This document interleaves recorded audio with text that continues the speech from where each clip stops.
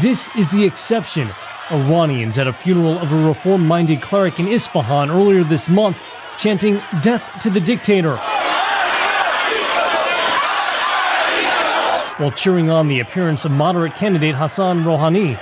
It has been described as Iran's biggest anti-government protest in 2 years, yet such bouts of enthusiasm have been rare.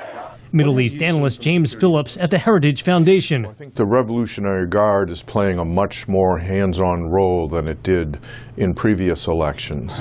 Phillips says the post-election protests of 2009, following allegations of vote rigging that gave President Mahmoud Ahmadinejad a second term, have been seared in the mind of security officials, some talking publicly about the need to make this election, in their words, more reasonable. I think the regime is sitting on a volcano and it knows it. With the vote drawing near, Amnesty International has described what it calls a surge in human rights violations, detailing the recent arrests of supporters of Hassan Rouhani, as well as the ongoing arrests and harassment of activists and union leaders. Much of it is subtle, done by plainclothes or undercover agents.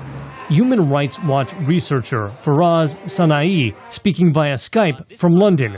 They're very, very aware of what can possibly happen, that there are sometimes trigger points that may lead to larger protests. And as a result, the security situation in Tehran and other cities throughout the country is very, very different and much more stifling than it has been in the past.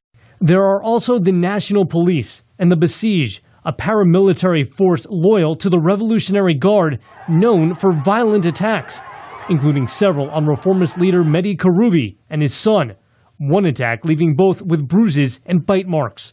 Despite the crackdown, Supreme Leader Ayatollah Ali Khamenei is calling for high voter turnout. The Atlantic Council's Barbara Slavin. Iran is not a totalitarian state, it's an authoritarian state. Which means that these elections do provide an outlet for criticism of policies and of the situation of the status quo. Part of what some analysts say is an overall plan to give Iranians just enough of a voice to keep the calm.